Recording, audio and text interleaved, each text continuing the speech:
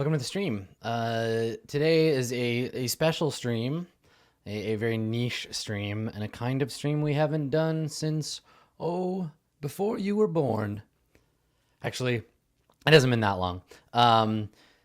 It's been a little while since we did any of this GM action together, and I'm super hype. I love playing role-playing games, and I love prepping them, and I love doing all the GM business, and I really like the idea of sharing it with you. So welcome. Welcome, my friends. What we're going to do today is we're going to walk through town creation for Dogs in the Vineyard. So Dogs in the Vineyard, if you are unfamiliar with this game, is a game that came out, I think, in 2005. It either came out in 2005 or that was when I first discovered it. But it's one of the first sort of small press RPGs that I ever encountered. I remember buying it on the same day as Burning Wheel, both obviously very important games to my grand history in role-playing games. And I remember just being blown away right away. It did all kinds of stuff that I'd never seen a game do before. And I'm really excited to be able to share it with a lot of people who maybe have never played it. And what I think is especially interesting is that it was one of the first games I ever played that had very explicit walkthrough information about how to prepare as a GM. That was outside of the idea of like build a map, fill it with stuff, and then let the players wander around in it. This explicitly was like, these are the ways that drama escalates in these games. And think about a world without the PCs. This is the first game where Say Yes or Roll Dice was ever spotted, or Roll Dice or Say Yes, depending on how you want to look at it. So Vincent's advice there, his admonishment, first time I ever saw it or anyone ever saw it was in this game. And yeah, it's also one of the first designs I ever encountered that was explicitly about one narrow thing, right? Dogs in the Vineyard is not about a bunch of stuff. It's not a generic game by any means. It's one of the more specific games I think I've ever played in that it does one thing really well. And that one thing is it portrays the world and the characters of a fantasy Wild West that never quite was. It's portraying a group. The game follows a group of God's watchdogs, the dogs in the vineyard, the eponymous characters. And these are teens, like late teens, early 20s, sort of pure individuals who have gone through this training at Bridal Falls, which is the sort of capital of the faith, and given a horse, given a gun, given a book. They're not given a dog, they are the dog. And they're given a coat, this like quilted coat that represents their authority. And they're basically just sent out into the world to wander from town to town, righting wrongs and doing the faith's bidding. So on a good day, on a day with no trouble, which we will never see in this game, on a day with no trouble, the dogs ride into town and they name some babies, right? They make the sign of the tree of life. They marry some folks. They put the dead to rest. They perform funerals. They do all the kinds of things that a wandering sort of clergy might do. But that's on a good day, and this is not a good day. This is going to be a real bad day. So our game, because it's a Halloween game, we're gonna go a little spoopy. We're gonna lean on some spoopiness. But basically, the game is gonna be about religious authority. It's gonna be about sort of being a paladin, essentially, but also being like young, right? Not having a lot of authority, but not a lot of experience. And I think that's sort of a fundamental point about the game is that these characters are like unchaperoned, mixed gender youths who are told, go out and do the Lord of Life's bidding, go and follow the king's word and take the law to these people. Here's a huge ass gun and the book that says you're the boss. And the game explicitly allows the players to make shit up as they go in terms of what the faith is about. It has some clear rules. Welcome, kobolds. There's some clear rules about what the faith kind of does, but judgment call, that's all about PCs making that decision. Individual sort of scripture stuff, PCs can make that up. Players can make that up. It's going to be a really fun game. I'm really excited about it. I get to play with some of the best role players out there. Obviously, y'all know Matt Mercer. You've seen him on RollPlay Breakers and on this other show he does sometimes. I get to play with Austin Walker, who I have had the pleasure of playing with on Roll20 Presents The Burning Wheel a bunch of times. Austin's amazing. I get to play with JP. Obviously, you've seen JP in action. You know what that's about. And we're gonna get to see Omen Dran's creator and controller, Jerry, aka Tycho from Penny Arcade, who's a friend of mine, and we've played role-playing games before. We played a bunch of Torchbearer, so pretty hype about this cast. It's gonna be good stuff. But to be able to get the game going, to make that shit work, I need to do some prep in advance. So let me take you over. This is all I'm gonna need. These are the things. These are the things that I'm gonna need to run prep for y'all to walk you through this. And I'm coming to the table with basically nothing in mind. I've played dogs before, but it's been like probably 8 years. It's been a long ass time since I ran dogs.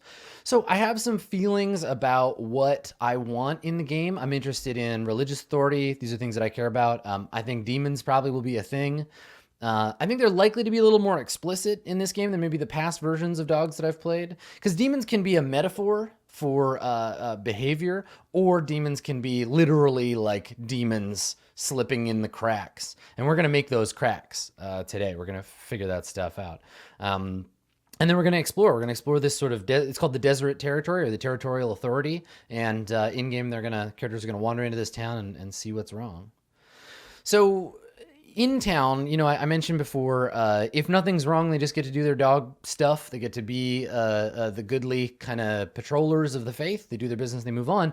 But if something's wrong, that's where we come in. That's why the game is that's why it's a game. So let's talk about town creation. So town creation is about figuring out what's wrong and figuring out how the dogs will mix that up, whether they're going to fix things, they're going to make it worse, they're going to end up burning the town to the ground. That's all on them. But it's on us to figure out where that badness comes from. So something wrong in this game falls into as Vincent says, a tidy progression. And so the progression of wrongness, champion returns. The progression of Welcome wrongness, home. Corlark, welcome back, happy anniversary, is as follows. And maybe if you're a fan of the Jedi Code, you'll recognize this. So pride, which manifests as injustice, leads to sin. Sin manifests as demons attacking from outside in the form of famine, plague, raiding outlaw bands, or whatever. Leads to false doctrine, manifests as corrupt religious practice and heresy, which leads to false priesthood, which manifests as demons within the congregation, sorcery, possession, and active evil, which leads to hate and murder. And so we're going to create a town. We're going to identify the key NPCs, because this game is all about those NPCs. And we're going to decide what's wrong and how it affects those people. We're going to figure out how the people will react to the PC's arrival, and imagine what might happen if the dogs never came to town. So there's two ways to do it, right? Now we can work our way up. We can say, okay, what kind of pride are we interested in? All right, what did that pride lead to? Okay, it led to this particular sin, which led to this false doctrine.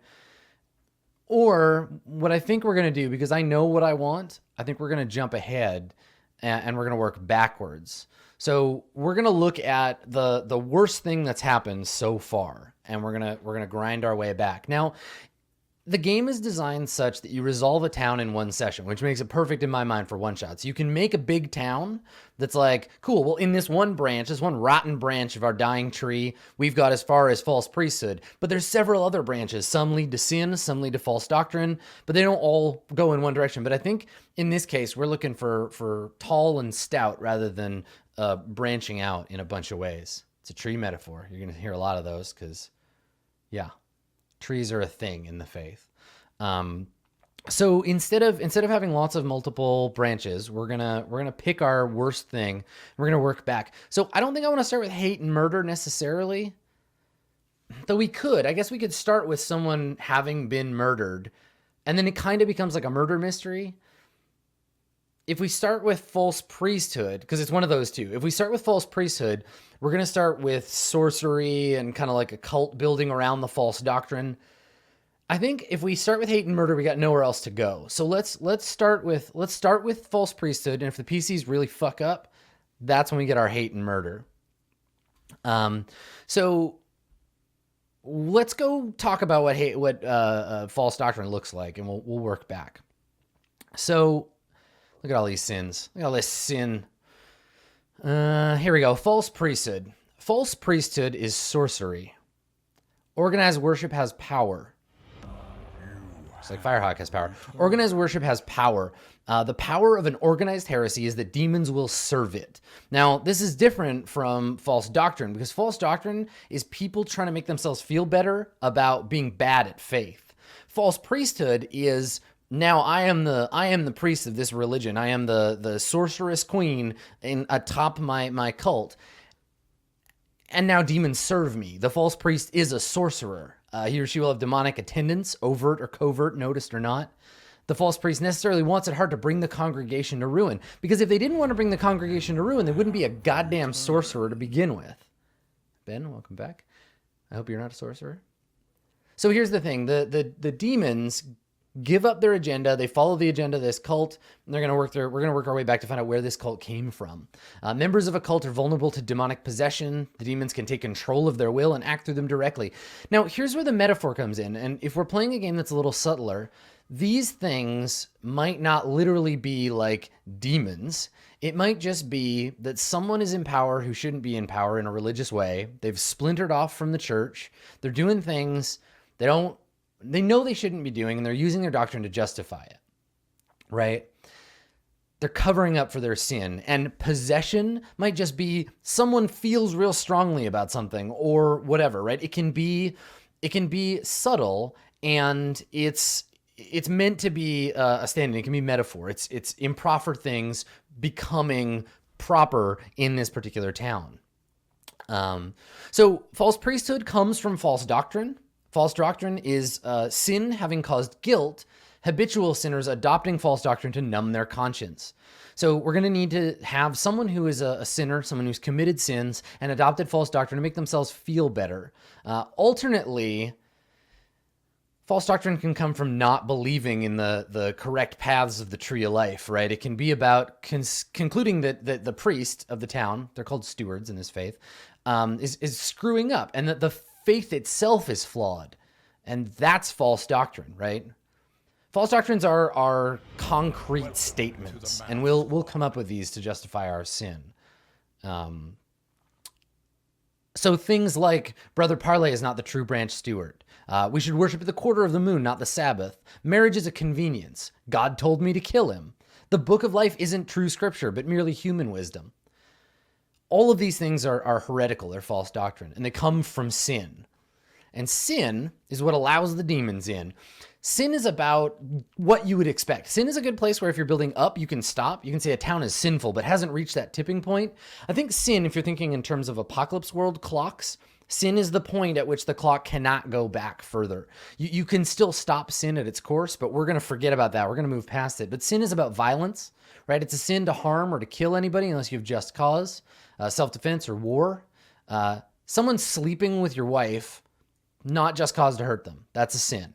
Sex is a sin, unless you're sexing someone you're married to. You have to be. It's a sin to have sex with someone. If you're prevented from wedding them by inescapable circumstances, then it's okay. If you promise to get married as soon as you can, that's not sinful. But generally speaking, fucking around, that's not okay. Lying, cheating, stealing, breaking promises, all deceit, that's a sin. Deceit lets the demons in, don't fucking lie.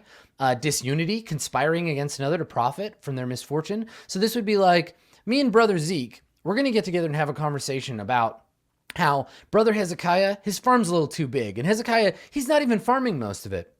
So we need to find a way to screw Hezekiah out of his farm. We need to get rid of him so that we can take that over. Because Brother Zeke and I mean, we could use the money, right? Zeke's got a baby on the way. That's disunity. You are fucking conspiring. Don't do it. Blasphemy. Blasphemy. Don't blaspheme. Don't call upon the King of Life in an unworshipful manner. If you do that, that's a fucking sin. You're letting the demons in. The demons will hear your prayers, not the King of Life himself. It's apostasy. That's a sin. Don't worship the King of Life in any way other than the dictates of the faith. So if you are worshiping wrong, or King of Life forbid you call upon any other god, or turn to demons for favors. right? Dost thou wish to live deliciously? Well, no, thou canst, elsewise apostasy. And then worldliness and faithlessness. So worldliness is dressing immodestly, smoking tobacco, drinking hard liquor, using vulgar language, sleeping in the same room as an unbeliever, gambling for money, working on the Sabbath, bowling on the Sabbath, showing comfort in the presence of sin. So even if you're not the one having sinful, dirty, inappropriate sex, if you watch or you know what's happening and you don't care, that's worldliness. That's a sin. You're letting the demons in. Lastly, faithfulness. You have duties to your office in the faith, whether you are a child, a mother, a father, a grandmother, a grandfather, the steward himself, or a dog. All of those things have stuff that's required of you. And if you neglect the duties of your office, that's a sin, and you're allowing the demons in. So you're starting to see here, I think, someone has been sinning. They've been doing the bad thing. Maybe they're a drunk. Maybe the town steward's a drunk. And maybe the town steward has created false doctrine in that whiskey is a holy beverage. The King of Life gave us corn so that we could make bourbon, so that we could drink that shit and we could get drunk. And being drunk, that is a holy act. That's some false doctrine. The steward might have become leader. Maybe the other men in the village, maybe these town folk, they don't want to work anymore. They just want to make whiskey, and they want to drink it, and they want to be drunk, and they want to be shitty to each other. And maybe that's okay. Maybe in vino veritas, right? That's according to the false doctrine. Now you got a false priesthood. Bunch of demon worshiping drunkards who don't care for the faith. Plus there's all kinds of other sin that comes from that, right? So all that stuff comes from sin. Sin comes from resubscribing. No, that's not true. Sin comes from injustice, right? Sin comes from injustice, and we allow injustice because we are prideful. And pride is complicated. Pride is the bottom of this pyramid. Pride is where all flaw comes from. Pride is the garden in which sin grows. So your pride means wanting something better, more, or higher than your fellows have. You don't value a thing for itself. It's not saying, well, Brother Zeke and I, we value that land because it's wide and beautiful. It's saying, Brother Zeke and I want that land because we deserve it better, right? Brother Hezekiah, he doesn't know what he's doing. That's some prideful shit right there. It's about contrast. You want something because you deserve to have something prettier or better or more valuable than theirs. So it can come from stewardship, right? Come from stewardship. So the faith is built on authority. It's built on structure. So local families are stewarded by local officials. Local officials are stewarded by regional officials. Regional officials are run by prophets and the ancients of the faith. Within families, you got kids, you got elders, you got unmarried adults being looked after by married adults, and all of them report to the husband, right? The husband is part of the local family that leads into the faith. So there's all of these structures that if you go above or outside your structure of stewardship, that's pride. You're committing a prideful thing, and that's going to lead to sin, right? You're saying, I know I should obey my husband, but I don't want to. I feel put down by that. I feel like I'm better than that. I have my own opinions. I've got my own thoughts. I know how to raise my kids. I'm not going to listen to my husband. That's pride, right? Now, you'll notice that all of this stuff isn't impervious to scrutiny, right? The thing here is that the game has some very good specific ideas about what normal life as a member of the faith is like. And we bring to it our own modern sense and sensibility about how like gender works and about how authority works. And, you know, I think it's going to be real interesting watching the characters figure that out. And that's the point of the game, right? Everything I'm saying here, the players have the ability to say, we can change this. What we say as dogs goes. So for example, if that woman, you could do a real small town, right? So here's a woman. She's got some kids. She's trying to raise them. Her husband beats them, beats her, beats the kids. The wife says, no more. I'm going to take my kids and I'm moving out.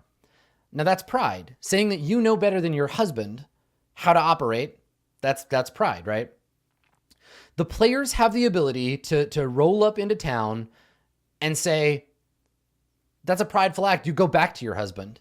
You let him beat you. The King of Life gives him the right to do that. Or they can shoot the guy. Or anything in between. So the dogs are free of this structure, and it puts the question on the players. So pride, right? Pride is about stewardship. Pride can be about gender roles, right? Girls in this setting are meant to be demure, polite, deferential. They're meant to do boring work without complaining. They're meant to be afraid of things that are scary, right? Falling, swimming, horses, climbing, mice, guns, but not be afraid of blood because they got to sew up the wounds when the boys get hurt. They're meant to tend their younger siblings. They're meant to make meals, keep the house clean, keep the animals fed. And on the flip side, boys are meant to be obedient, energetic, respectful. They're meant to be smart and confident and do hard physical work without complaining, not be afraid of any damn thing. Begin as children, but grow to adult men and not be too hard to clean up after. Going outside your roles, that's pride. If you're a girl who's not afraid of guns, that's prideful, right? Unmarried women, receptive to courtship. You don't want to get married to a man? Pride. You're a lesbian? Pride, right? How dare you think that you know better than the King of Life what to do? Again, dogs, they can fix these problems however they want. Unmarried men are supposed to aggressively court lots of women until they decide which one the King of Life wants them to marry. You shy? You don't want to court a woman? Pride. Pride leads to sin. You're going to let them demons in, right? Married women have to have kids. You don't want kids? Pride. Don't serve your husband? Pride. Married men, defend your home. Educate your wives and children. Provide for your family. Don't do any of those things? Fucking pride. Etc. So pride enters into gender roles when you either don't like yours and you want somebody else's, or you just want freedom from this gender bullshit. That's pride. You're being prideful, right? It's also prideful to get someone else to do that for you. So if you're a girl who is convincing a boy to do girlish stuff with you, you're both committing pride, right? That's pride for both of you. Love, sex, marriage, all of those things have pride available to them. You can see, again, this is a broad base. You can fuck up in a lot of ways. Pride is everywhere. So basically all kinds of sex except between husband and wife, not virtuous, is prideful, right? Sex between two men or two women is a sin and a crime. Romantic love between two men or two women, pride. That's pride. How dare you? That love you feel in your heart, that's supposed to make for babies. Prideful. Prideful. Right? Loving anybody else who, if you're married or they're married, that's pride. Having sex with them is a sin. Adultery is a sin. You know, there's a lot of fucking rules. What's interesting here, I really like this one. Without love, sex is never virtuous. So it's prideful to make someone have sex with you or convince someone to have sex with you who doesn't love you or who you don't love. Do not have sex with a person that you don't love. Sex and love go hand in hand. Otherwise pride, otherwise sin, demons. So, you know, sometimes this is where like the territorial authority comes in. We're going to talk about the territorial authority, but they're basically the secular government. The secular government recognizes marriage as a thing, right? And sometimes if you want to marry someone in the faith, you can't afford it, or a territorial representative is being a dick, or there's other like secular problems. The King of Life is okay with you and your beloved, as long as you're acting virtuously, to be married without it being legal.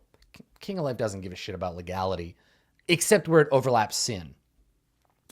So pride obviously enters into love and marriage when you demand love of someone else who doesn't love you. You act as though you love someone when you don't. You think that your love transcends sin. So if you're in love with somebody and you're like, it doesn't matter, love is all that matters. I love them so much that sin is irrelevant. That's pride, right? If you want to have sex without thinking about love or sin or virtue, that's pride. Trying to buy someone, that's pride. All of these things that I'm listing, these are all interesting things that I want to see in the game. Somebody will be committing all of this stuff, and whoever committed it led us down the road to a demon cult, right? Literally, like here's the thing, and this is what the faith believes and what the mechanics reinforce. If you are a girl who is not afraid of guns, tiny thing, right? You're a girl who likes guns. You like to go out on the range. Maybe your daddy, he died and left behind his rifle. And you loved your daddy so much that you learned to shoot just like he did. And so you go with your horse, which you should also be scared of. And you take your horse and you go out and you practice shooting that gun every day.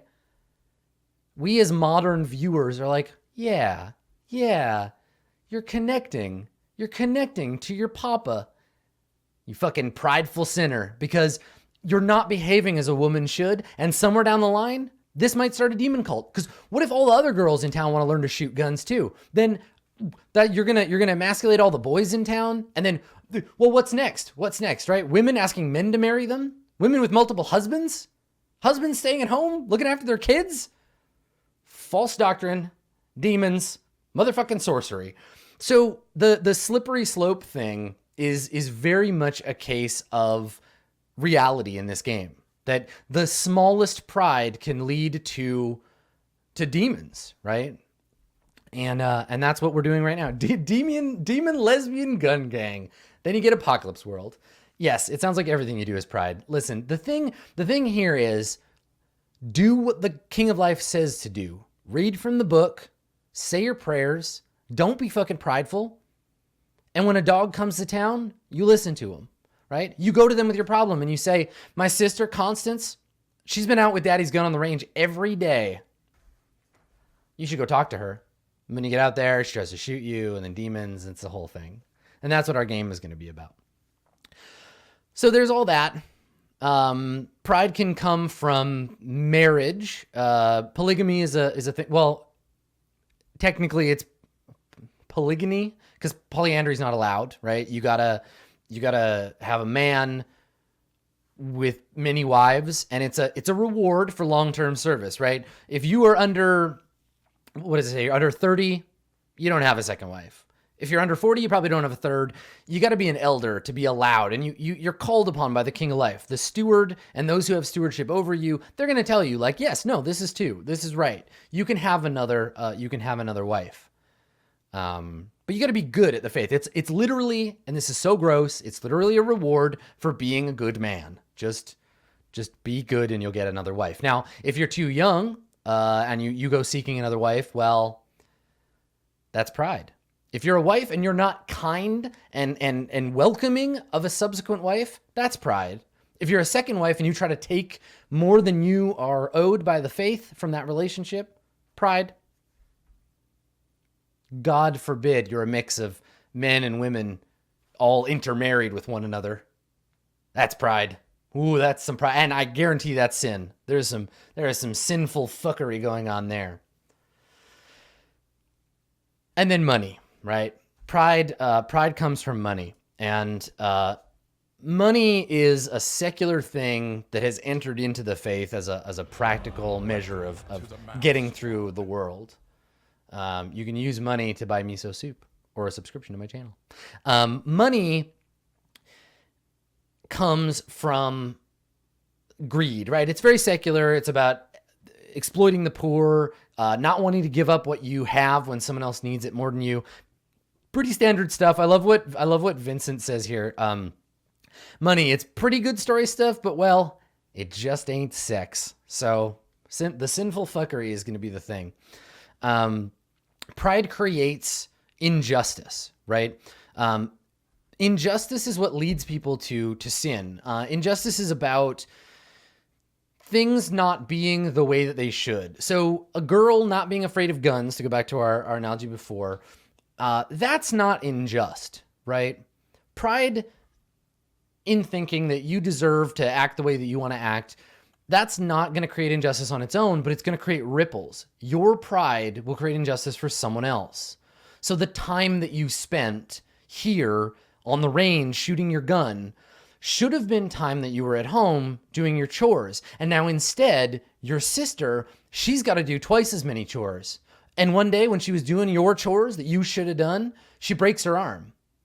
And with a broken arm, there's no way she's going to be okay. She falls sick. The boy she was going to marry, he goes and marries somebody else, right? And now your sister, she starts to resent you because she could have been married if she didn't have to do your damn chores. So maybe she goes to the steward and she asks for permission to learn how to shoot a gun herself. Because, you know, if it's okay for you, then it's okay for her. And maybe the steward says yes because he's a soft man, had a daughter of his own who died in an accident, right? And so you can see how all this stuff just ruins everything else.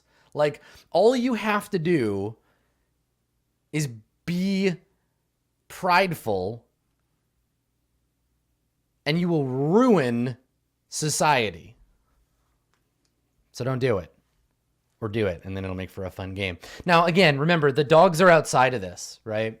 One of the only ways, chat's pointing this out, one of the only ways that women are treated as equals and bypass all of these laws and rules, dogs, right? You can be a dog who's a boy or a girl, but you're a dog first. And sometimes people will be like, ain't right, girl shooting a gun. But then if you're like, nah, check my coat, I'm a dog, they'll be like, of course, you have a special dispensation from the God that you follow, right? The King of Life. He says what's what. So let's get to work. We understand the darkness here. So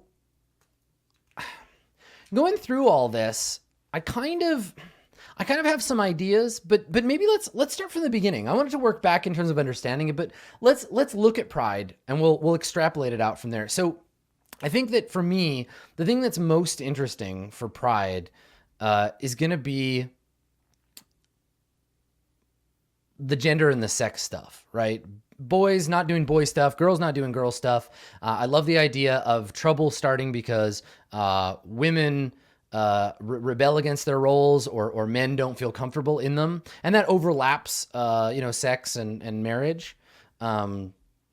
So let's start there. So let's talk about pride. So the first thing, I guess this is technically what's wrong. So pride is what's wrong.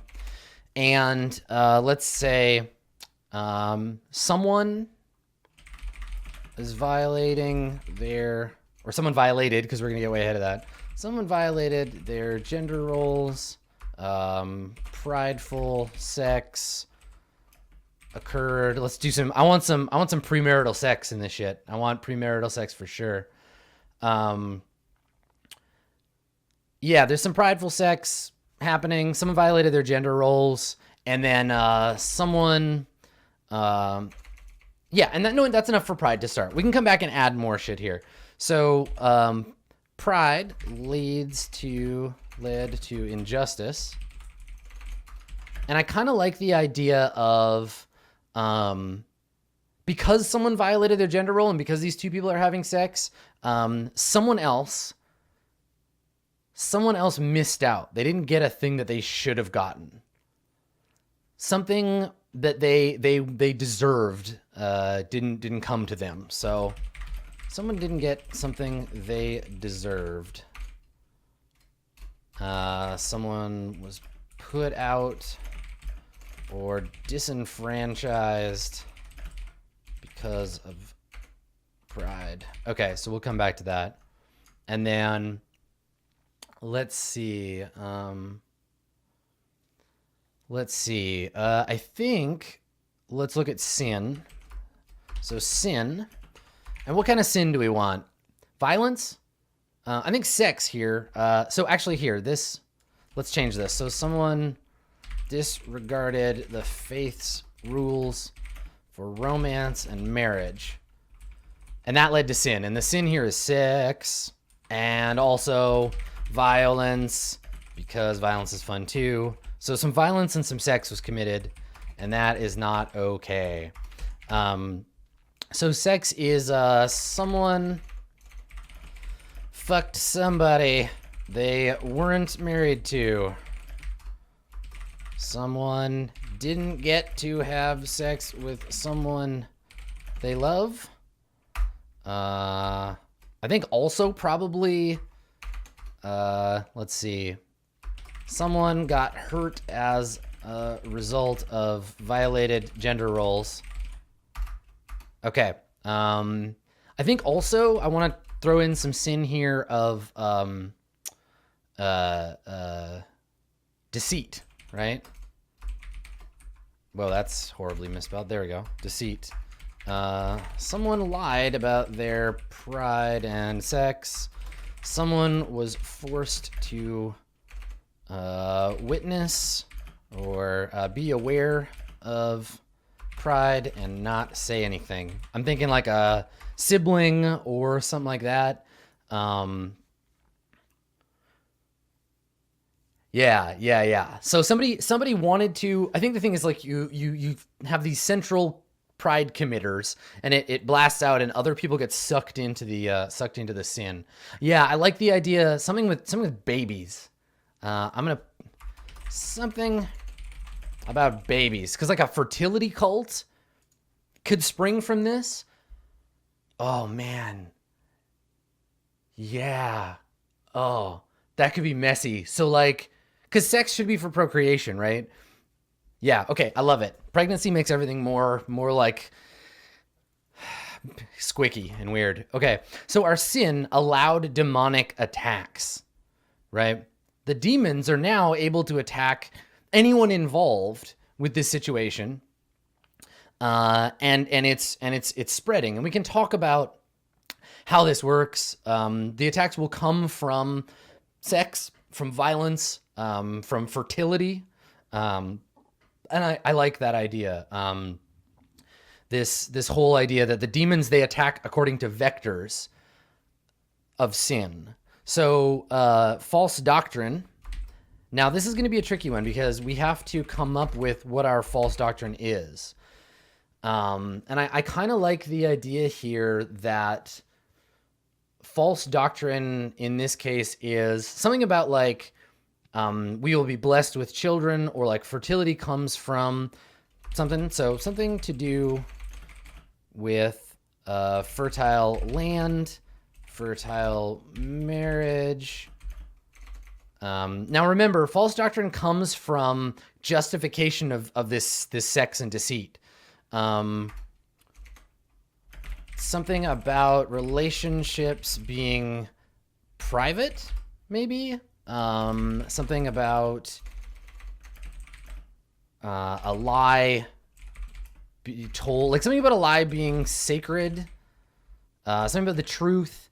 And ultimately, like the sin is about like covering up this sin about like getting to have sex with whoever you want. So something about fucking whoever you please, and we'll work that out. So false doctrine manifests as corrupt religious practices. So the false practice of this town, we'll talk about some things that are not true that they do. So dogma. Okay.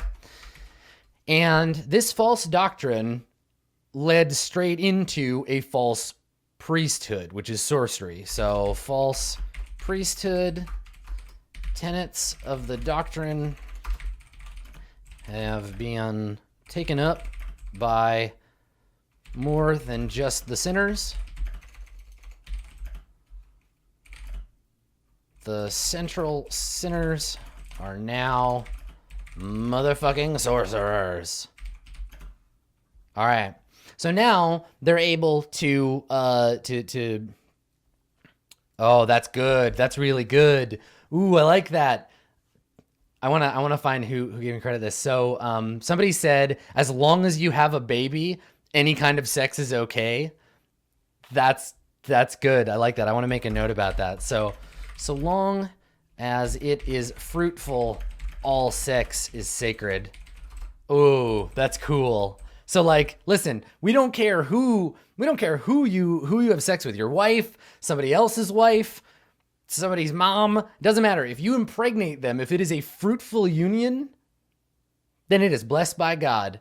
Yeah, everybody, I'm all over it. That's so good. Okay.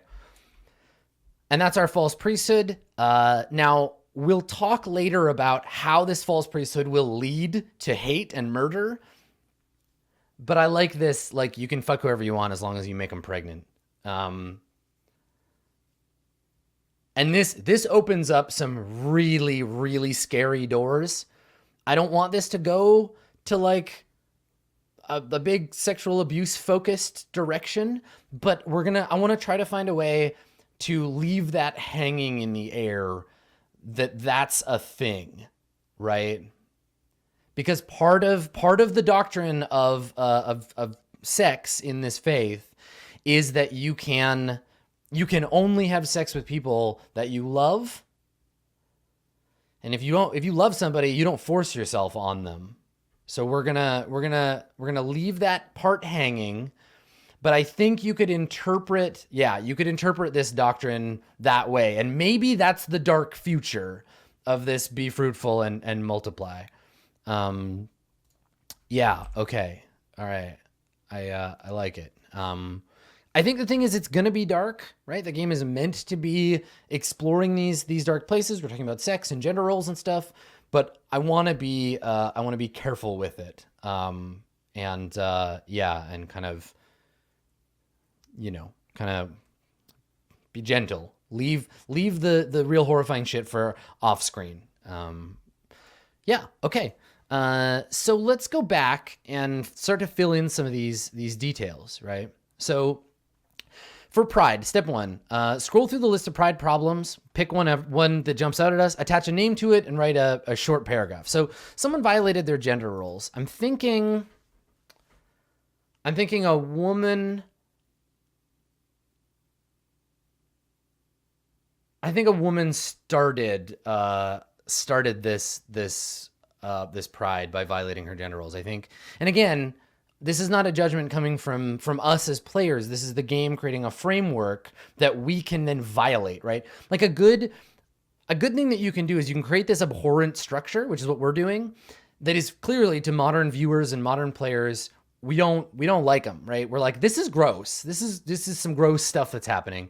And then the dogs can fix it. And they have this power as PCs. And this is what's so charming and cool about this game is that the PCs can fix this problem. They can say no, right? These things about your cult are wrong and we are fixing them, and they can fix them not just according to the faith's tenets, but to their own feelings of justice and sanctity.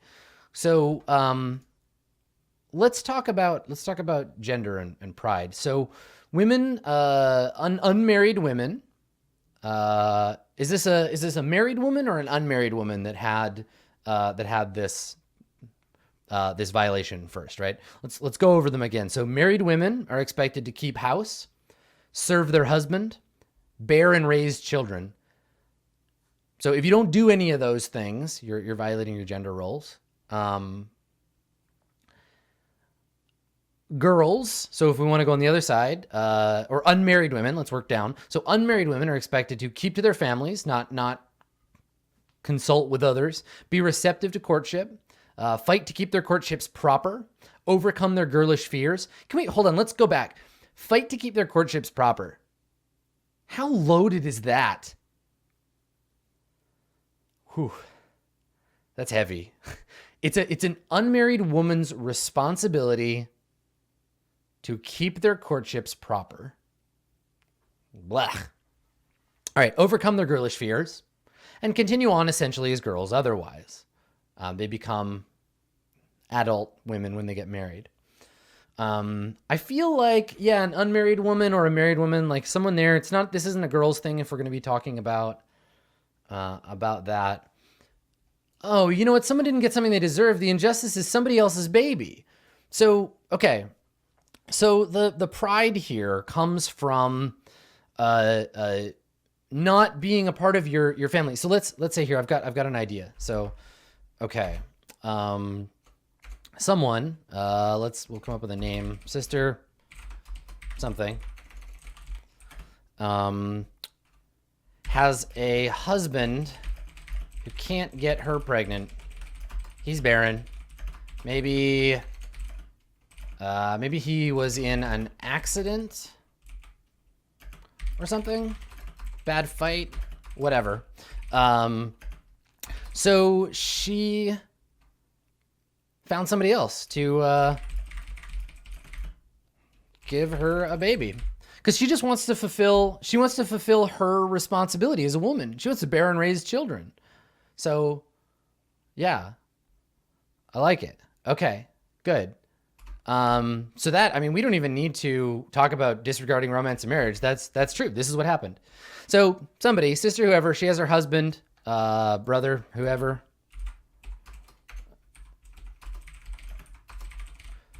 And he can't get her pregnant, and she found somebody else. And this is probably like her brother, her brother, or not her brother, Jesus, his brother. That's a nice clear one. But it could be like a secular authority. It could be somebody outside the faith. That's also real bad. Yeah, and of course she says that the kid is her husband's. So he gets screwed too. She's screwing a bunch of people, figuratively. Yeah, okay, so let's talk about that. So she found someone else. His brother, father. Ooh, God, his father's even worse. Oh, fuck, it's his dad. Oh my God. Oh no. It's totally his father. Oh, you people are creepy. All right, so she found someone else, her husband's father, to give her a baby. Cool. Okay, so that happened. Maybe yeah, all right. Okay. And that's fine, because he's old enough to have multiple wives. It's just she's already his son's wife. Yeah, and it's not like that. There are ways you could justify this, right? They're not. Yeah, and the father is someone up high in town, and he's just doing a favor. He's committing a sin here too, but he's trying to just keep things okay. He's in on the secret. Okay, so someone didn't get something they deserved. The husband. Okay, we need to name these people. Let me find my name list. We need to name this fucking craziness. What's a good name? What's a good biblical name for a now, you know what?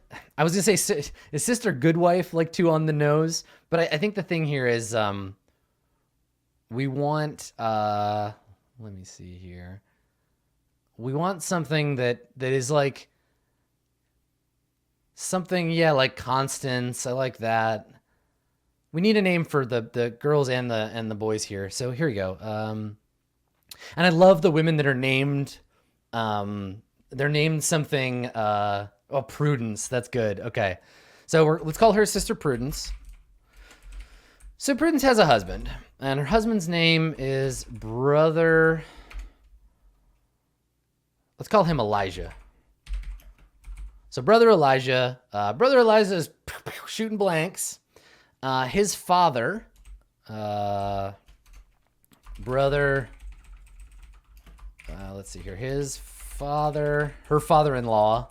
Let's see, brother. Thanks, Eli. Well, there it is. All right, Eli, name it after you. Brother Eli, give her a baby. That's what you get. Having an appropriate name and donating at a good time. All right, so Brother Eli had sex with his daughter-in-law to give them a family, right? Ah, man. Oh, Eli and Elijah might get... No, you know what? I'm okay with that, because Elijah is the son of Eli. It's biblical. It's totally a thing. He kind of named his kid after him. Let's switch them. So let's call him Brother Eli, and he's Brother Elijah. Yeah, there it is. That's better. That flips the confusion. I like that. Thanks for donating. Here's a baby. Yeah, and it'll be fine. Okay. So someone didn't get something that they deserve. And that is no, I think we'll have the steward be somebody else. The steward is going to be a different person. We'll make an NPC list after this. Someone didn't get something that they deserved. So in this case, Eli and Prudence, honestly, didn't get a family. I guess Elijah's wife, sister, let's call her Sister Adelaide, didn't get the baby that her husband should have given her, right? That's her baby, technically. I mean, not like, yeah. So she should have got it. And Sister Adelaide is, I think, his like second wife. Elijah's other wife, Sister Lavinia, didn't also get that baby. One of these women should have had that kid instead of stupid Prudence. The baby didn't get the honest family it deserves.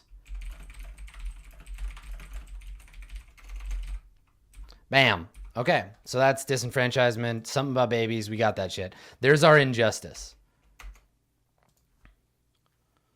Cool. Okay. Stupid Prudence. This is the thing, right? Pride leads to demons. Leads to goddamn demons. Terrible. Okay. So, let's see. Somebody fucked somebody they weren't married to. So here's where we get all this shit all fucked up. You ready? All right. So Sister Prudence had sex once with brother Elijah. I don't think Elijah's happy about this. Like, Elijah did it because he thought it was right. He did the thing, and now he's like, God, I hope we get forgiveness, but I did the right thing, right? However, Elijah's wife, his newest wife, his youngest, who's totally Eli's age, Sister Lavinia,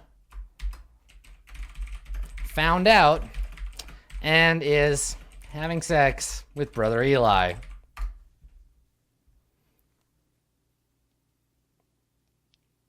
What are you calling the old dude's beer aisle enough? Hey, that's why it becomes heresy, dude. All right, so Lavinia is having sex with Eli because of a lot of complicated, confusing feelings, but they're the same age, so it's fine. I think also we got to throw some violence in here. So let's spread out the family. So brother Ezekiel, I don't care what number he is. Brother Ezekiel found out about, brother Ezekiel, who is Sister Lavinia's actual brother, found out about that and did something violent to Eli. Stabbed him.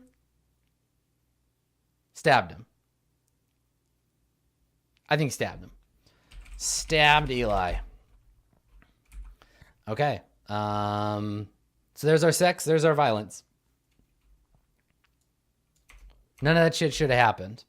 Now, deceit. Here's where we start to get the steward involved.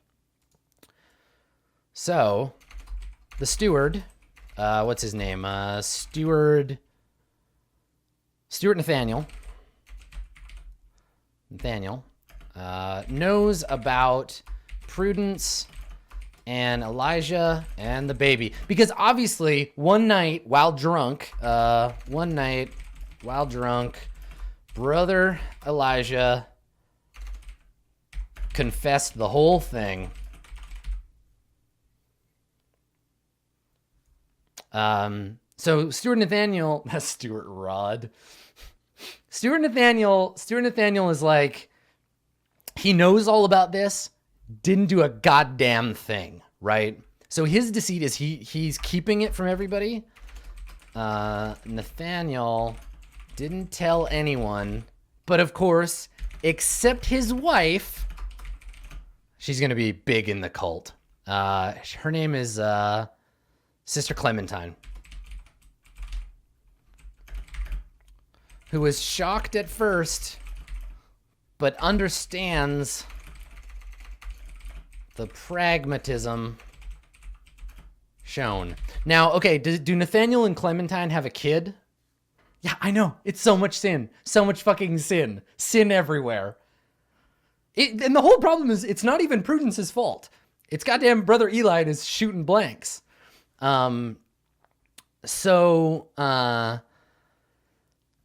Sister Clementine and brother Nathaniel you don't think they have kids? Okay.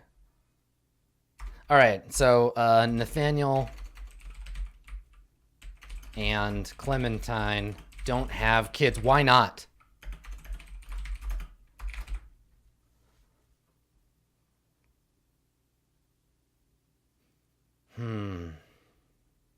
Yeah, why didn't Nathaniel tell anybody? Some kind of like, yeah, like I think like a miscarriage, yeah. Ooh, oh my god. Oh, I know why. Okay. Miscarried, but miscarried because of the doctor, because of the town doctor and his back east medicine. All right. So Doctor we need a good back east name for this guy. We need like a New York we need like a worldly sounding name for this guy. This guy needs to be like kind of highfalutin. He's not of the faith. He's a doctor from back east who came out west to like help people out, and they blame him. Yeah, damn Yankees. They blame him for something like that. Yeah, and it shouldn't be like a religious sounding name necessarily, but it should be of the period. Dr. Grigori. Yeah, something else. Yeah, Dr. Ooh, Dalton's a good one. Dr. Dalton. I like these. These are good. Dr. Thornton. Yeah, okay. Let's call him yeah, and he's got a full name, right? Yeah, Wellington. That's good. Yeah, nice English name. Okay, so Dr. Benjamin Wellington. Sometimes Dr. Wellington. And then this is like a Dr. Yui situation. I like that reference. Sometimes Dr. Wellington, sometimes Doc Ben, depending. Doesn't know about any of this, but does know that there was a bad fever some years back and suspects many of the men in town are infertile as a result. Okay, so he's the sane voice, right? He's the one that's like, wait a second, I know why this is happening. I know why these things. Dr. Buell. I like it. Yeah, the town is infertile as a result. Cool, and we'll talk about Dr. Wellington, but he can't really be part of this sin. He's on the outside a little bit.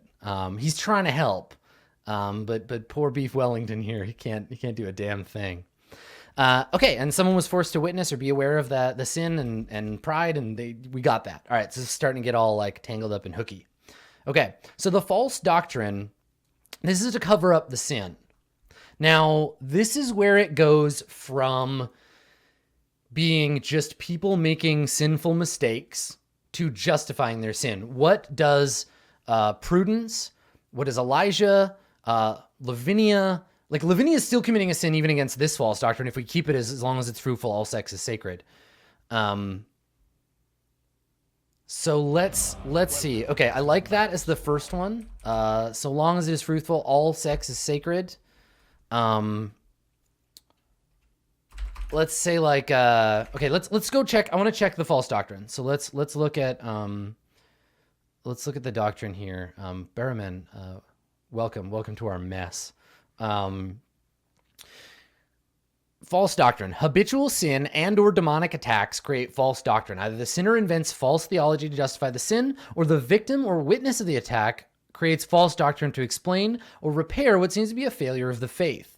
So we've got two angles here. The false doctrine can either be Prudence and Elijah and Nathaniel's false doctrine, or if we want to flip-flop that, this can be Eli's false doctrine. Eli can be our sorcerer, right? I like the idea of Eli being the sorcerer because he's turning on the faith, right? He's like, I can't, but he thinks his kid is his own. So he actually doesn't know anything's wrong. Oh, Eli, you dumb fuck. Okay, yeah, so the doctrine does have to be, because the wronged parties here, either that or Ezekiel needs to be our sorcerer, because he found out and tried to fix it by stabbing Eli. Ah, damn. Okay, well, I think the easy route is that the sex cult is the false doctrine. So the false doctrine here is, yeah, so long as you get pregnant, so long as you can have a baby, the sex that you had is retroactively, oh my God, then this would lead to like counter false doctrine where people fuck a lot and try not to get pregnant because they know if they get pregnant, it back justifies all the fucking. Oh man. Oh, that's so good. What's up, Spiral? All right, I like this. This is good false doctrine. And I think we can just leave it there. Oh, I like that. Okay, Free Messiah says mumps is a common cause of male infertility. He does know there was a bad mumps epidemic some years back. All right, so that makes our false indoctrinators Prudence. Lavinia, I think Lavinia's sin stops. She's not part of the cult. She just really wanted to fuck Eli to get back at Prudence, and Eli's just a dummy. No, you know what? Eli thinks, okay, timeline. My brain is having thoughts here. Okay, so Eli doesn't know that he's infertile. Eli and Prudence fucked a whole bunch after they got married, but she couldn't get pregnant. He blamed her, she blamed him. She went and got pregnant by his dad, but before they found out she was pregnant, Eli had sex with Lavinia because he's a weak-willed son of a bitch, and he blamed his sister, or his wife. He blamed his wife for being infertile because he was like, well, fuck it. I'm going to go have sex with this fertile woman, Lavinia. I'm going to give her a baby. Yeah, and then they found out Prudence was pregnant. Eli was like, oh shit, that's my baby. Prudence is like, yeah, honey. Everybody, yep, it's your baby. Cool. Okay, let's make a quick list of who's fucking who here. So Eli and Prudence had a bunch of sex, but it didn't work. Prudence both blamed each other. Let me move this up the page for you. There you go. Both blamed each other. Prudence and Elijah had sex once, and Prudence got pregnant. What's her name again? Lavinia. Lavinia found out and pretended to understand, but revenge fucked Eli, who had sex with her because he wanted to prove he wasn't an infertile hombre. Okay, so that happened. After that, Elijah told the steward who told his wife. Lavinia never got pregnant. Eli, no, and then this would be when Prudence started showing. Eli was super happy because he made his wife have a baby.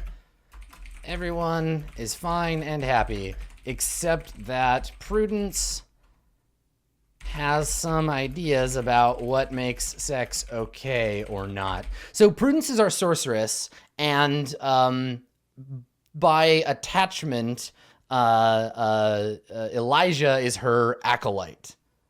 Lavinia never got pregnant. So if anybody finds out that Lavinia and Eli fucked, even the new doctrine will be like, no, that's a sin. God, like false pregnancy would like protect. Yeah. So then we'll figure out who goes to the dogs. I'm thinking maybe Clementine or Zeke, right?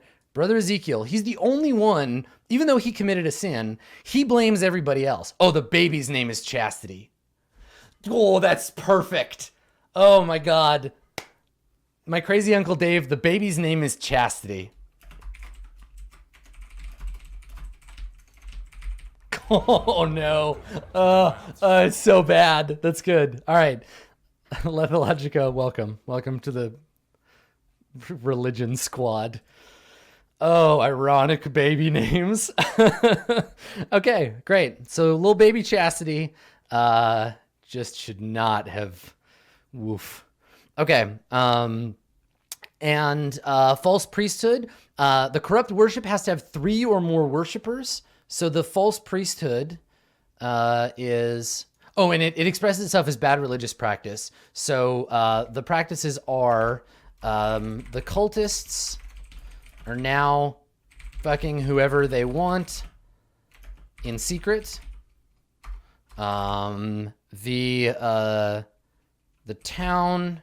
I mean, people are getting pregnant and not knowing whose father it is, whose baby, whose babby. And then also, nobody is telling the steward anything anymore because these outdated sex laws. Cool. All right. Yeah, Lethologica. It's easy. Okay. Great. So remember, keep in mind that this town is small. Like this cult of 3 people is probably like a tenth of the whole town. All right. So there's our false practice that leads to false priesthood. Who's the cult leader and who's the cult? So, our sorceress is Sister Prudence, who is in secret trying to get pregnant again by brother. Let's bring in a sap. Who's the sucker? The sucker here is going to be some other random dude. He's going to be brother. Let's see. I need a name. Brother Cornelius? Brother Cyrus. Ooh, I like that. All right. Brother Cyrus. A rube. Unmarried. Young. Foolish. Etc. So this is it. He's got all his own pride going on because he's having sex with Prudence, and that's a sin, and that's all part of this thing. So I guess he's part of the cult, right? So let's bold them. That's Sister Prudence is an acolyte. Brother Cyrus is an acolyte. Our followers are, let's see. Okay. Prudence doesn't have any sister wives. Lavinia, I don't think is trying to have sex with. Do you think like Eli put a kibosh on that shit. I wonder who else is a cultist. Now we can always just bring in a random person if we want to fill out the cult. Nathaniel. Oh, you know what? Do we think Nathaniel or Clementine? No, I like Nathaniel as a rube and Clementine as kind of the like keep away from me, but that's just a thing. No, Lavinia is Prudence's aunt, even though Prudence and Lavinia are the same age. God. Okay, yeah, Elijah. Because Elijah, unwittingly, right? He's kind of like a religious figure. Unwitting and unwilling, but unable or not interested or too ashamed to do right? Because Elijah doesn't want Eli to find out. Elijah is not... He's not gonna let anybody know. And then we need, I I mean, we've got 3. We've got Cyrus, Prudence, and Elijah, and that's a cult. But let's see, is there anybody else in here who we think is still fucking somebody trying to get pregnant?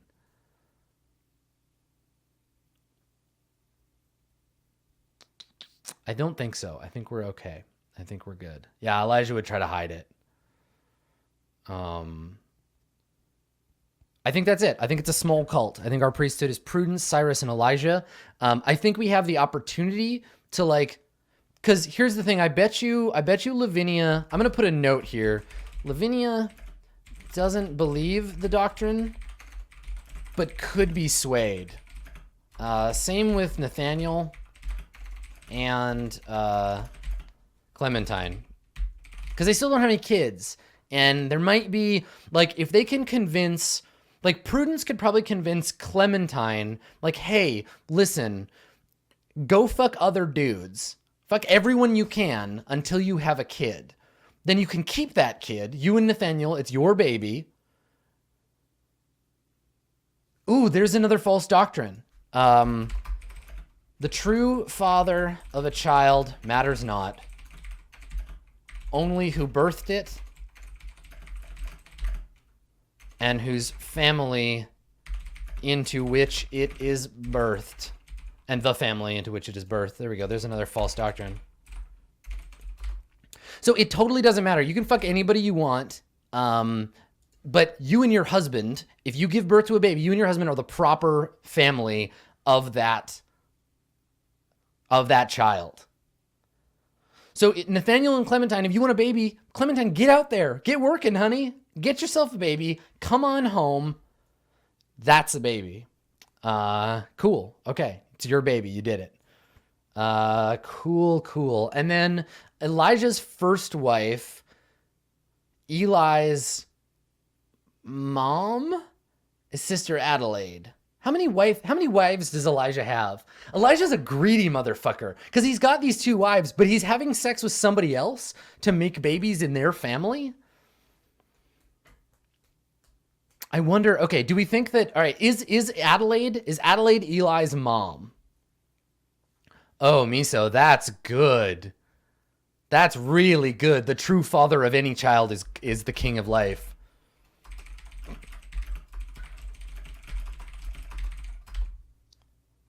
Shit, that's messy. Okay. Clementine and Nathaniel, I think she lost her baby. I think it's emotional. The reason that they can keep having babies. Yeah. Two is good enough. I don't think we need to complicate that. So Adelaide is Eli's, let's make a note here. Eli's mom. Didn't get the baby. Elijah's other wife, Lavinia, didn't get that baby. Baby didn't get the honest family. Poor little baby Chastity. Heresy, baby. No, anybody can sex anybody. Because now it doesn't matter. Sex is outside of love. It's outside of love is what makes a family. Oh, this is good. We're fragmenting their beliefs. This is why we went over the beliefs first. So we're fragmenting their beliefs, right? So love makes a family. Love makes a child belong. Love is what creates children. Sex makes babies, and all sex is virtuous so long as it makes babies. Yeah. Oh yeah, totally. Like they're the steward, and this is the thing, you don't just get one sin. It's prideful for Prudence or for Nathaniel and Clementine not to have kids. That's pride. They stopped because Nathaniel, I don't know. I'm wondering if maybe Nathaniel is like a big wimp. Like he gets stepped on here. Their steward is not good. I think he lets the town walk all over him, and he's kind of a lily liver. I like it. Okay. Yeah, totally, Mads. They could just take Chastity and be like, "Fuck this town. You're the dog now, man." Cool. All right. So there's our false priesthood. And we're done. We have a town. This is the town when the players wander in.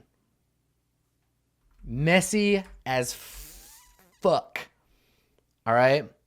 Now we need to do the other. He's a milquetoast. Exactly. Now we need to do the other part.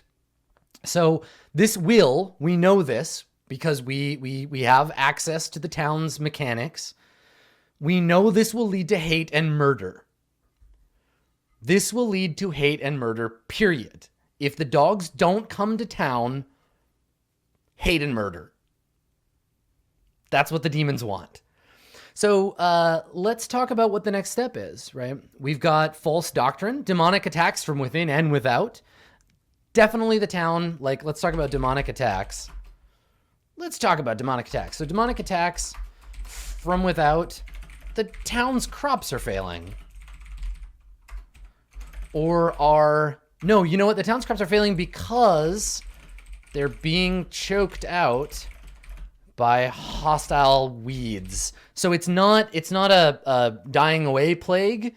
It's a plague of like hyper intense growth, right? The cornfields are dying because there's this like invasive plague species that's just like choking out and eating up all the food. All the farms are growing together. There's a plague of fecundity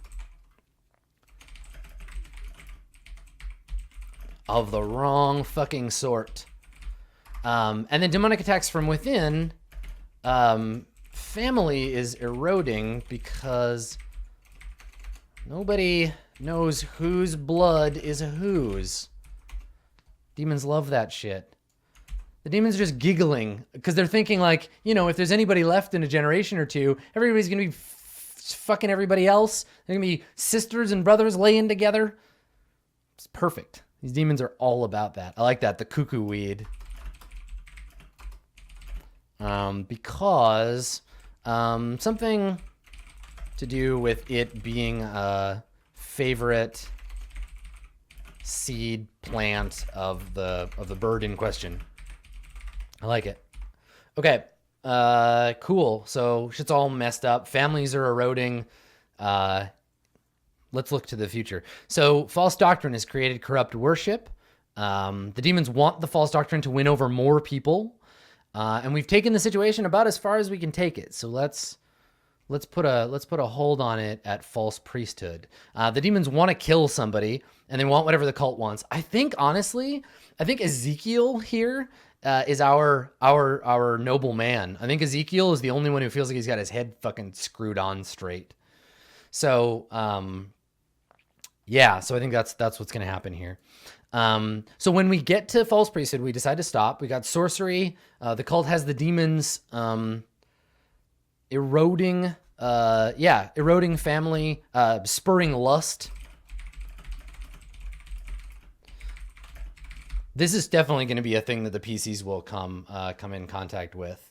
The demons are spawning chatbots, but thank God we got mods in the Vineyard. Okay, cool. So Ezekiel, is Ezekiel married? Yeah, probably. We'll come to Ezekiel's wife. Yeah, Benjamin. The funny thing is Benjamin is going to try to get involved here too, but he's going to do it in a secular way. So probably the dogs will be like, whatever, Benji. Oh yeah, Blue Jay, you should have mod in the channel too. There you go. Bonk. Okay, so now we need to go to step 6. We make a list of all our named people. Here come our named people. So who do we got in town? We got Brother Eli. We've got Brother Elijah. We got Brother Ezekiel. We got Brother Nathaniel. Or is he Stewart Nathaniel? He's Stewart Nathaniel. Nathaniel Ill. I always spell it wrong. What other men folk we got? Eli, Ezekiel, Nathaniel. Oh, Dr. Benjamin Wellington. And Brother Cyrus. Benjamin Wellington. And Brother Osiris. Brother Cyrus. All right. And now, can we get a what from the sisters? So let's go Sister Prudence at the dark heart of this cult. We got Sister Adelaide and Sister Lavinia. Sister Lavinia. We've got Sister Clementine. Okay, now let's talk about a couple of these characters maybe need wives. Cyrus doesn't, but we need a wife for the doctor. The doctor's wife, who is she of the faith or not? Doctor's wife. Of the faith? Not.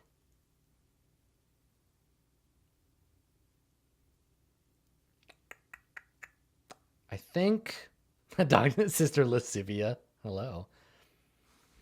I think that she isn't. Yeah, okay. So her name is Elizabeth Wellington. Yeah, okay. Elizabeth Wellington. Elizabeth Wellington. Okay, great. That's good. And then Brother Ezekiel, does he have a wife? I think they're both young. I think is Ezekiel I see as being like quite young. And why did he go after? Oh, he's Sister Lascivia, Sister Lavinia's brother.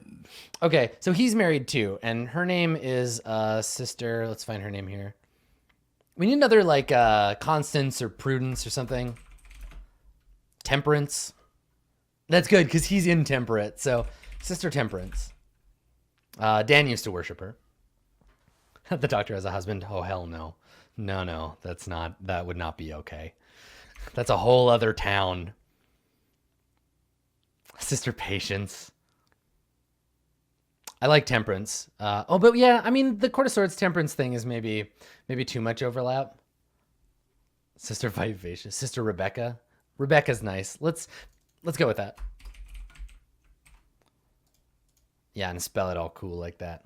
Sister Rebecca. Okay. So now let's do a quick, because I'm going to map all this out, not here today, but I'll make a map of it and I'll post it. It'll go in the Patreon zine, and I'll post it online too. But Brother Eli, so let's talk about his relationship. So he's son of Elijah, husband of Prudence, slept with Lavinia. Oh, Lavinia. Slept with Lavinia, father of Chastity. Okay, great.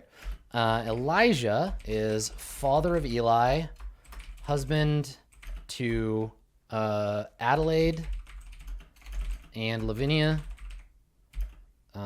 Slept with Prudence, father of Chastity. All right, Brother Ezekiel stabbed Eli, brother of Lavinia, husband of Rebecca. You know what's great? So here's the thing that's really cool about this. The game will encourage the dogs to be related to these people. So at any point, any of the dogs can declare, oh, Brother Elijah, he's my uncle. Right? Oh, Brother Ezekiel, well, that's my mother's sister's boy. Right? So at any point, the players can just jump in and be a part of that. So, and mechanically, it's reinforced. They'll get extra dice for being family with these people. Okay, so Stuart Nathaniel is husband to, what's her name? Clementine? Father to nobody. Husband of, we've been using of. Let's get consistent. Husband, okay, so Ben Wellington, Dr. Ben, Elizabeth. Do Elizabeth and Benjamin have a kid? I think they do. I think they have a couple. Father of several kids. He's a doctor. So he got kids. All right, Brother Cyrus is lover of Sister Prudence. Elizabeth is wife to Benjamin, or wife of Benjamin. And mother of several. Okay.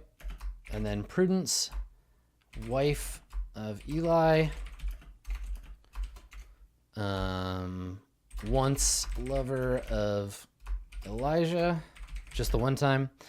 Does she have any other relatives, Prudence? I don't think so. Not that we know of. We could always add them in, but she doesn't. Okay. Once lover of Elijah. Fucking sorceress. Adelaide is wife of Elijah. Mother of Eli. Oh yeah, she's Chastity's mom, right? Mother of Chastity.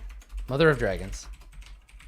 These are just notes for me. Like, this isn't required in the game. I just need to know how everybody's related so that I can make this map later. Okay, so there we go. Wife of Elijah, mother of Eli. And Adelaide isn't a cultist or anything. I think she's good. Okay, Lavinia is sister of Ezekiel. Lover of Eli, just the once. And then Lavinia has no other relations. I think I'm missing. Okay. Sister Clementine, wife to the steward, mother of nobody, and Sister Rebecca is wife to Ezekiel. Let's make her someone's cousin. Cousin of...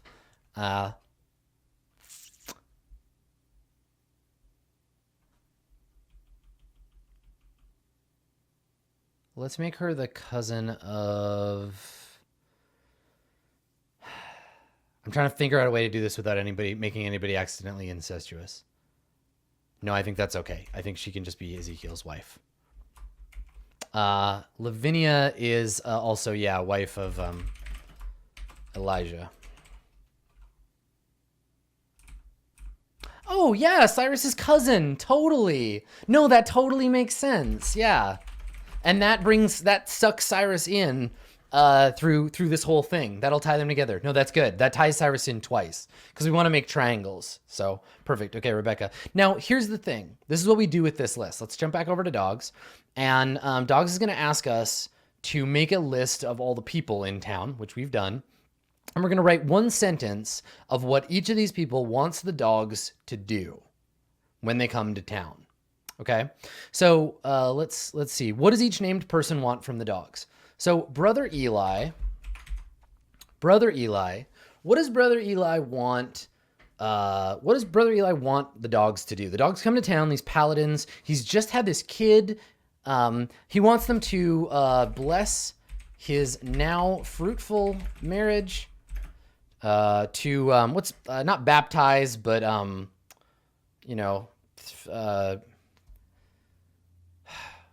like bless the kid, basically. Which would be pretty fucking sinful. I guess that'll be a question in the game. Is this kid like a foregone, like a lost cause? Christen. Thank you. Christen. Okay. Christen Chastity officially.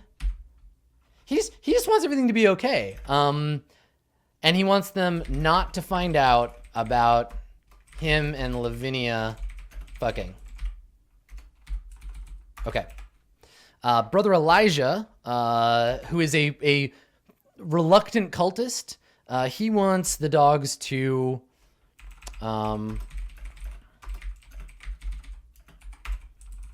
Brother Elijah wants the dogs to absolve him of his guilt, tell him he did the right thing, reward him for being a goodly man. Yeah. He just wants to be. Yeah, that's what he wants. He wants the dogs to be like, "No, my good man, you did the right thing." Okay, good. Brother Ezekiel wants the dogs to... This is the fire and brimstone, right? He wants this shit to be To be real. I guess also he wants the dogs to Elijah wants the dogs to protect his son. Like, I don't think Elijah really cares as much about himself as he does about his family, his son. That's what he cares most about. Ezekiel wants the dogs to bring punishment on some sinners, but not on others. Bless his holy actions, bless his actions as holy fury, but not punish Lavinia for what she did. So Ezekiel wants the dogs to punish Eli, but not Lavinia. He's kind of a hypocrite that way. I kind of like that idea, right? Where it's like, Eli slept with somebody. Well, who was it, boy? Jim, I can't. I don't know. Some woman, some nasty woman who isn't my sister. Cool. Yeah. But not punish Lavinia. Steward Nathaniel wants the dogs to... I think he wants them to take control of the situation, right? To be in charge, take control, fucking fix things where he was too cowardly to do so himself. Yeah. He's a fucking coward. I hate this guy. I hate Stuart Nathaniel. I hate him. You're a piece of shit, Nathaniel. Dr. Benjamin Wellington wants the dogs to listen to reason.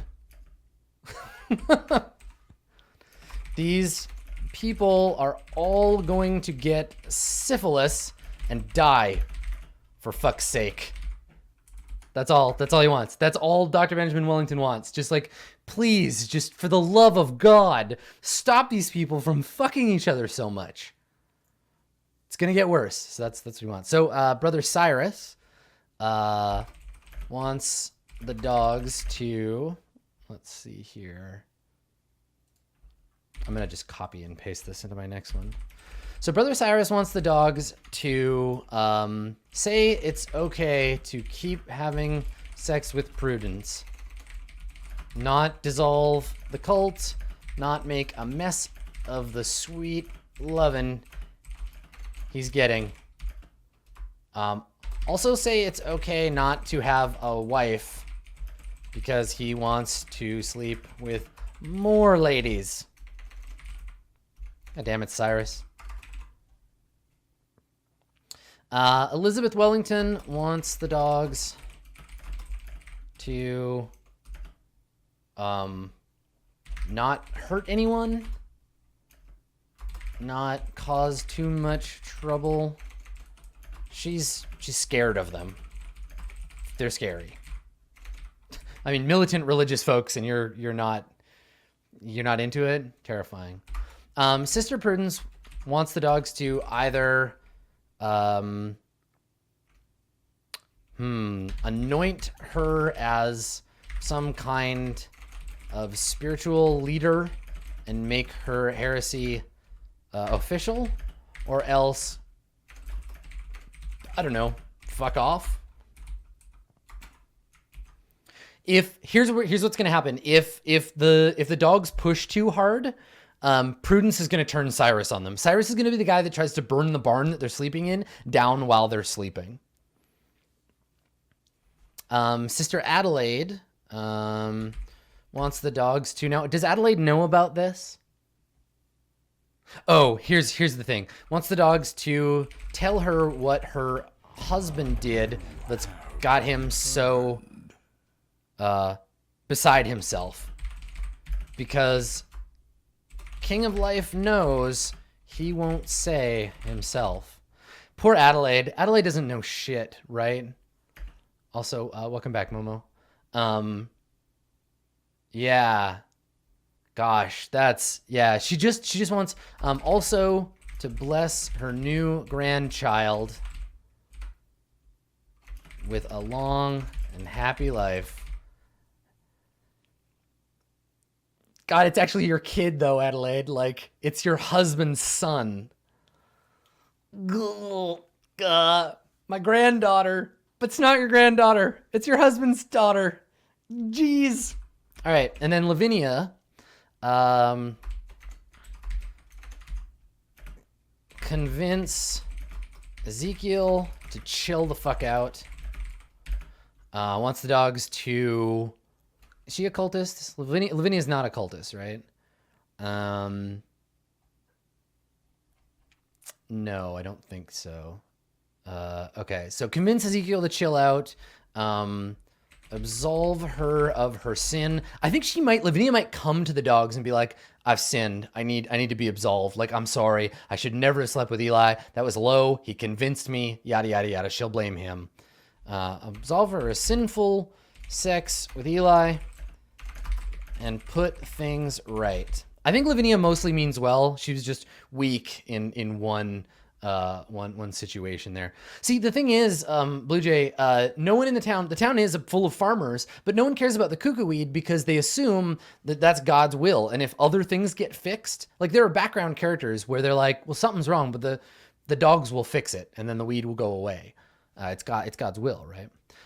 Sister Clementine wants the dogs to, oh my God, this is good. She's going to be mean. So, Sister Clementine wants the dogs to give her a divorce from her lily-livered husband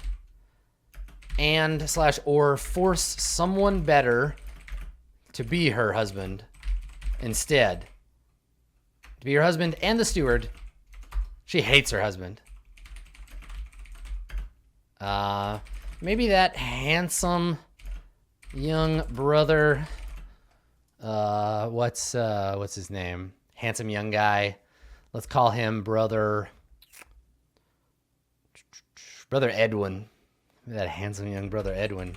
Such a strapping lad. Damn, Clementine, you're cold, girl. Cool. And then Sister Rebecca. Sister Rebecca wants the dogs to empower Ezekiel to get righteous vengeance for her cousin-in-law and to put Eli in the ground because he ain't right, and maybe shoot some other folks she doesn't like much neither. Yeah, I like it. That's good.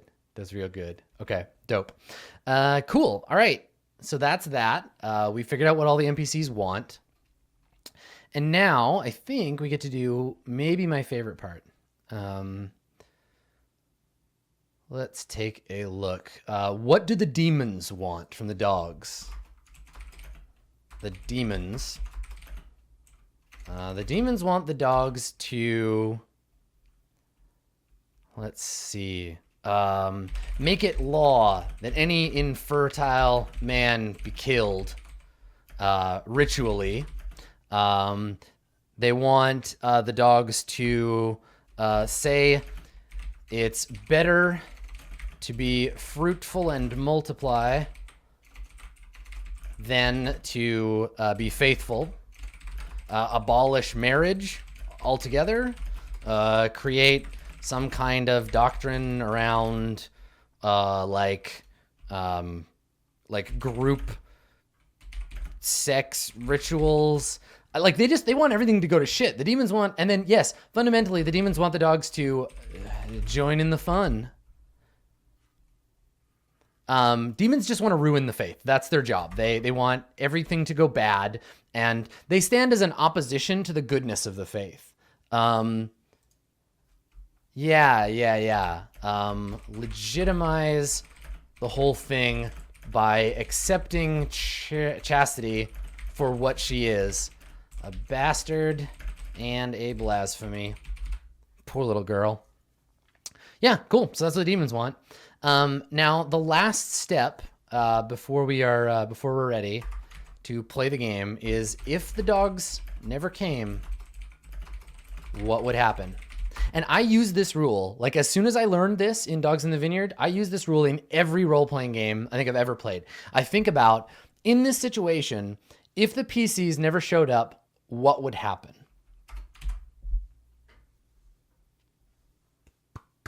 So I think if the dogs never came, Prudence is a false church would gain the support of most of the women in town. Cyrus would kill Ezekiel when he made an attempt on Prudence's life. So Ezekiel would try to kill Prudence. Cyrus would kill him. Rebecca would be forced to either join the sex cult or be burned at the stake or something else. Gross. The steward would probably end up dead, maybe by his wife's hands. There'd be all kinds of unaccounted for babies, but lots of big families. God, what else would happen? The doctor and his wife might get inducted into the cult, depending on things. That it sort of depends. Yeah. So maybe not, but eventually the whole town would be a big interrelated sweaty mess. Someone better invent lubricant. And that's it. That's our town. Eventually the food, well, you know what? The demons would give them their food back. Yeah. The demons would totally stop choking out the food. I guess that's a thing, right? So, the sacrifice of the steward. Oh, there's our murder. There's our murder and hate. Yes. Oh, perfect. Okay. The sacrifice of the steward would fill the fields with blood, and the weeds would die, and the corn would grow tall and mighty. Boom. Done. This place sounds like Spring Break 1869, as long as the dogs don't fuck it up. Yeah, good. There's our hate and murder. So that's it. This is the town. So what we've done is we've created a situation in which the town is like just like pregnant with, oh, bad choice of words. The town is it's pregnant. It's pregnant with possibility for the players to come in and start fucking shit up. So I need to real quick. Let me pop open, because we've still got a little bit of time. Let me pop open. I've got a couple of mechanical things I need to do to get set up. So let me just jump back over here and let me open up a new window. I just got to put in a password so I can log into Roll20. And I didn't want to do that on stream, you see. Just in case. So you can see my face instead. Hello. Okay. All right. We're good. So join up our game here. I need to make some dice rolls happen. Let's see if we can. Oh, that just captures it at the normal size. Okay. All right. Well, great. So if you can see the dice roller, yeah, you can. Good. I need to make proto NPCs. So the NPCs in this game, if I create a new one here, I can just call them NPC. NPCs don't have a ton of stats. They've just got some traits and some relationships here. We're going to need a bunch of these, but we're not going to fill them necessarily out all the way. What I do is, once I've created a blank NPC, we create 6 proto NPCs. So I roll 6d10. And each of these will generate a stat block. So for example, a 4 is a 5, a 4, a 3, and a 2. And what I can do with that, if I go to the NPC, is I can go 5 acuity, 4 will, 3 heart, 2 body. And then I can give them traits as I go. I guess we would do it on this side. Give them traits as we go. And again, we roll randomly. So each NPC gets 4 traits. And then they'll have relationships. So for each one, you roll 2d10. Each d10 gives you a proto NPC die for relationships. They're going to have relationships with each other. So what we end up doing, instead of generating the NPCs as we go, like completely without putting names to them, so we go, one of these NPCs has 5 acuity. Here, let me clear this out again. This NPC has 5 acuity, 4 heart, 2 body, 3 will. They have... let's see, 4d8 worth of relationships. I'm just going to pop this out. You won't be able to see it, but that's okay. I just need to roll the dice again. Roll 4d8. Okay, so we got a 2, a 1, a 3, and a 3, which means for our NPC, I've got 1 trait at 1d4. I've got another trait at, what did I roll? 2, 1, 3, 3. So 1 trait is at 2d4. 1 trait is at... and the other 2 are 2d6. Okay. Or rather 1d6. All right, 1d6 and 1d6. There we go. So these traits are blank. This is a blank character sheet I can fill in later. Now I'm going to do two relationships. So we go roll 2d10. And we've got a 10, which is 3d8. So someone's got a real strong relationship. And then we've got another one that is 2d8 as well. So these are blank. This is a blank character that I can fill in. So now if I need an NPC, I just look at this character and I say, okay, does this sound like Brother Nathaniel? Or I can look at any of the other NPCs I've created. I'm going to do this a bunch more times. I'm supposed to do it 6 times. And then each one is a character that will eventually like get built up. And traits, if you're not familiar with Dogs in the Vineyard, these are the same for players. So players have this stuff. They have stats, traits, and relationships. Stats you use to build your basic pool, depending on what you're doing. Talking, physical conflict, hand-to-hand fighting, or fighting with guns. Traits allow you to add things when you kind of make a move in your rolls. So for example, I could have a trait, and the traits can be like basic descriptions of skills. So horsemanship or blacksmithing, but that's kind of boring. I like traits like I sleep with whoever I please. That's a trait. I'm a bad shot. That's a trait. I swear to God, I'll kill a man. That's a trait. So you'll add those in. Those will come up as traits, and they just pop up as we go. So as we create the character, I just add in these traits for the person that I'm filling this in, whoever this becomes. And then you have relationships, and your relationships are with other characters. So in this case, if this was Nathaniel or whatever, yeah, that's right. This is 1d6 for any blood relationship. If this was Nathaniel, I would pick anyone he's related to by blood is 1d6. Everybody else is, I can fill in these relationships. The PCs will have these as well.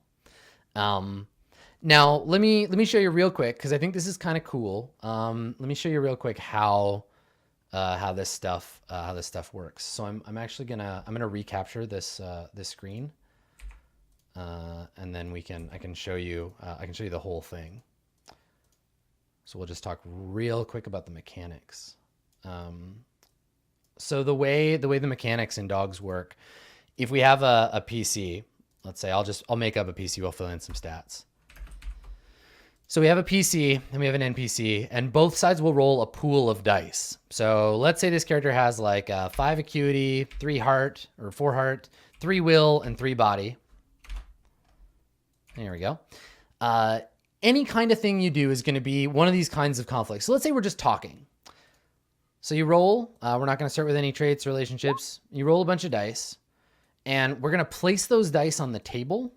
So here's a bunch of d6s, and they'll all go on the table.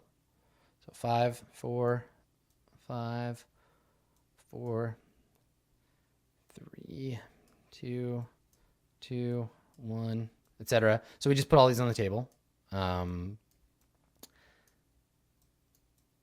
the way conflict works, if we have another set, say people have the same rolls, they wouldn't, but these will be mixed dice. The person who starts the conflict puts up some dice. So they say, like, let's say brother Ezekiel is like, look, dogs, if you're not going to do this, I'll do it myself. He picks up his shotgun and cocks it, ready to go out and kill. You decide what's at stake. So you're like, what's at stake here is, does Ezekiel kill brother Eli, right? And I might put up, all right, he grabs the shotgun, cocks it, puts up 2 dice, right? And that's his action. So anyone affected by that action, say he's arguing with another character, that other character has to then meet this. They have to see that. So they might say, I don't step in the way. I say in a calm voice, brother Zeke, take a moment. Think about what the King of Life says about killing. And then I put forward enough dice to counteract this. So I have to meet 9 using the dice that I have available. So in this case, right, I can put it forward. And the number of dice you put forward affects what kind of reaction you have. You can start to add in traits if you need more dice. But ultimately what happens is you start to run out of dice as you go back and forth. And eventually you'll get to a point where one side or the other will have to either give up the argument. Say I've got a 5 and a 1 up and all you've got is 2 1s left. Your choice here is to either say, fine, I can't argue with you, Zeke. I step back and let Zeke do what he does, because all I've got is 2 1s I have to give. Or you can escalate. And if you escalate, you get more dice, but it means you have to punch him. So you're like, I step in between brother Zeke and the door and push him back. And that's when you start to escalate. And eventually you'll get to a point where you're like, okay, all I can do is either shoot you or let you have what you want. Or if you're a real good shot and you like guns and you've got like an excellent sense for winning things with guns, wow, you just start with the gun. So you can say, I say, brother Zeke picks up the shotgun, cocks it hard and looks at you steel-faced, ready to kill. And you say, I pull out a pistol and I shoot him with it. Right? And that's when it becomes a gunfight. And that can either be like, cool, you fired him, he jumps behind a wall, the two of you shoot back and forth, or it can all happen in the moment where you start to reach for your gun. So we've got lots of room to sort of play around with it. And I'm really excited about that. And that's why I have to generate all these pools for these NPCs, is so that I have all of these available to me as dice. When we start the game, part of character creation is doing a single conflict with each person. So we'll do those real quick as part of Charge In. You'll get to see that happen. Man, this town is primed and ready to go. So I'm gonna go off stream because I've got some paperwork to do. I'll put together a relationship map, which I'll post probably on JP's community, and then I will also put together all these proto NPCs for use later, and then. Yeah, y'all come on back now, you hear? We've got our live show on Sunday, and you'll get to see this town in action. I guess the only other thing that I need to do, fiction-wise, between now and then is come up with a name for this town. So, I don't know, tweet at me. If you got a good name for the town, Something's Crossing, or, I don't know, Somebody's Junction, hit me up on Twitter, Skinny Ghost. Cool. If you missed any of this, I'll try to put it up on YouTube before the show. So yeah, cool. All right. Well, thanks for coming, everybody. This is going to be real messy, I think, and I'm really excited to see what happens. I hope you are too. See you then.